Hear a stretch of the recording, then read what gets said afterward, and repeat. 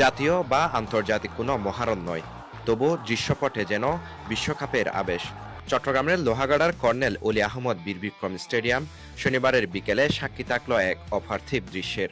চারদিক থেকে জোয়ারের মতো ছুটে আসা হাজারো মানুষের দল স্টেডিয়ামকে এনে দিয়েছিল এক রূপকথার দৃশ্যপট। দর্শকদের উত্থাল উল্লাস, পতাকার নাচন আর নিঃশ্বাস আটকানো অপেক্ষায় লোহাগাড়ার আকাশও যেন থমকে দাঁড়িয়েছিল।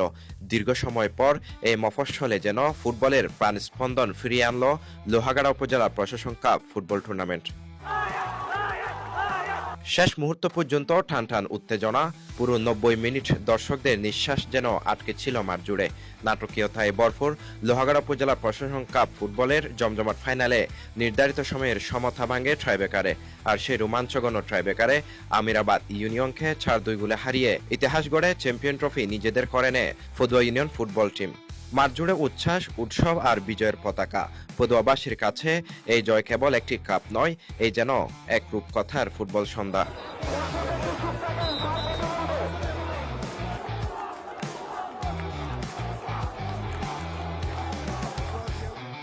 সেদিন দুপুর গড়াতে লোহাগাড়ার ঐতিহাসিক কর্নেল অলি আহমদ বীর বিক্রম স্টেডিয়াম পরিণত হয় দর্শকদের মিলন মেলায়। চারদিক থেকে ছুটে আসা মানুষের দলে গ্যালারি ভরে ওঠে চোখের পলকে। আমিরাবাদ ইউনিয়ন বনাম পদুয়া ইউনিয়নের বহুল প্রতীক্ষিত ফাইনালকে ঘিরে উত্তেজনা ছিল তুঙ্গে। কারণ টুর্নামেন্ট জুড়ে দুর্দান্ত নৈপুণ্য, শৈল্পিক পাসিং আর ধারালো আক্রমণে দুই দলই দেখিয়েছে আধিপত্যের চাপ। সেই অসাধারণ পারফরম্যান্সের পরে তারা পৌঁছায় স্বপ্নের ফাইনালের মঞ্চে। আর তাই ম্যাচ শুরুর আগেই স্টেডিয়াম জুড়ে তৈরি হয় এক উত্তেজনাকর পরিবেশ।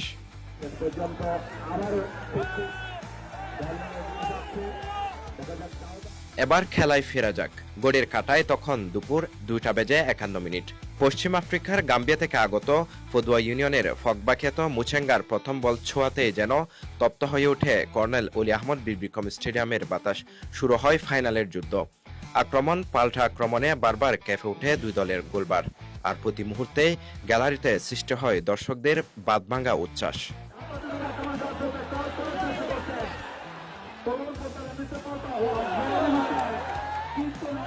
খেলার শুরু থেকে আক্রমণাত্মক ফুটবলের ঝড় তুলে পদুয়ার ফুটবলাররা।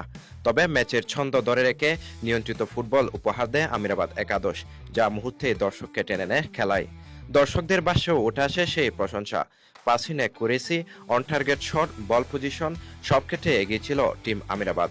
বিশেষ করে নিখুঁত ড্রিবলিং, গতিময় দৌড় আর ধারালো আক্রমণে বারবার নজর কাড়েন তাদের স্ট্রাইকার সাজ্জাদ।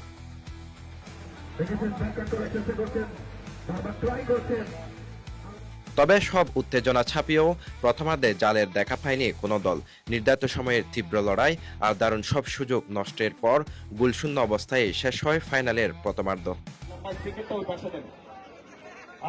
পদুয়া টিমের কাছে ফাইনালের দ্বিতীয়ার্ধের শুরুটা ছিল স্বপ্নের মতো। রেফারির বাঁশির সঙ্গে সঙ্গেই আক্রমণের ঝড় তুলে পদুয়া ফুটবল একাদশ। আমিরাবাদের ডিফেন্স পেছন থেকে গুছিয়ে ওঠার আগেই ঘটে ম্যাচের সবচেয়ে বড় চমক। বদলি হিসেবে মাঠে নামা মাত্র 16 বছরের তরুণ মাহির প্রথম স্পর্শেই তুলে নেন গোল। তার বিদ্যুৎ গতির ওয়ান টাচ শটে কিছু বুঝে ওঠার আগেই হতভম্ব হয়ে যান আমিরাবাদের গোলরক্ষক সাকিব।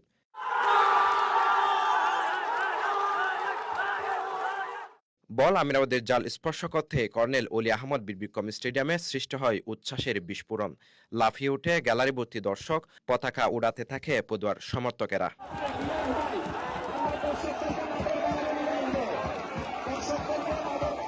তবে গোল হজম করে যেন জেগে উঠে আমিরাবাদ। বক্সে একের পর এক তীব্র আক্রমণ, থ্রু পাস, উইন থেকে ক্রস সব মিলিয়ে পদুয়ার ডিফেন্সকে পর্যুদস্ত করে তোলে তারা। বাড়তে থাকে ম্যাচের গতি। স্টেডিয়ামের উত্তেজনা ছড়িয়ে পড়ে গ্যালারির শেষ সারি পর্যন্ত।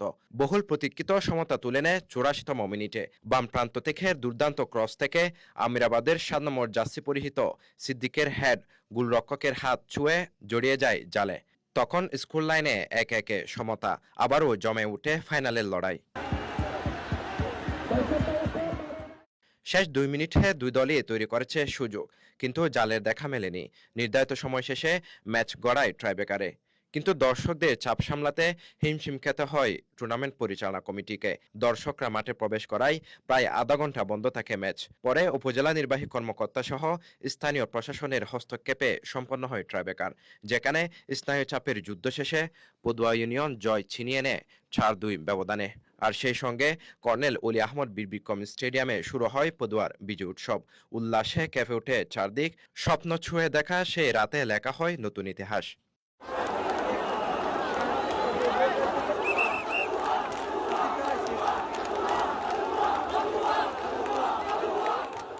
লোহাগাড়ায় ফুটবল মানেই ঈদ উৎসব, গ্যালারি ভরা উচ্ছ্বাস, আনন্দ আর খেলাধুলার সৌন্দর্য।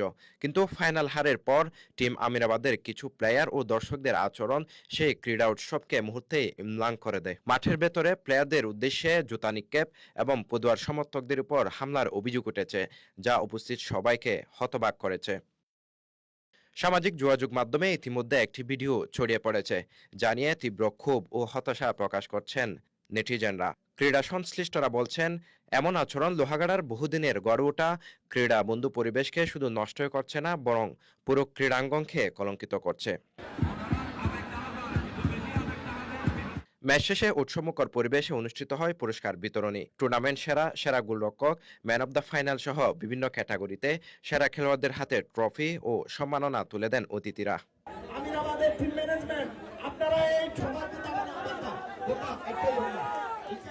মঞ্চে তখন একসঙ্গে দাঁড়িয়ে সম্মাননা প্রদান করেন লোহাগাড়া উপজেলা নির্বাহী কর্মকর্তা মোহাম্মদ সাইফুল ইসলাম, বাংলাদেশ জামায়াত ইসলামীর কেন্দ্রীয় কর্মপরিষদ সদস্য ও লোহাগাড়া সাতকানিয়া আসনের সাবেক সংসদ সদস্য শাহজাহান চৌধুরী, দক্ষিণ জেলা বিএনপির যুগ্ম আহ্বায়ক আসহাবউদ্দিন চৌধুরী সহ স্থানীয় ক্রীড়া ও গণ্যমান্য ব্যক্তিরা।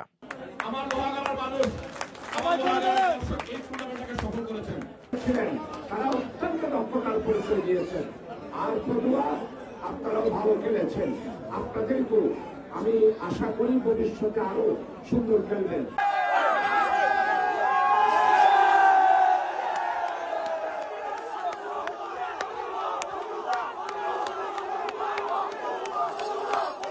Sheikh Mohammad Faisal, CTG post, Chittagong.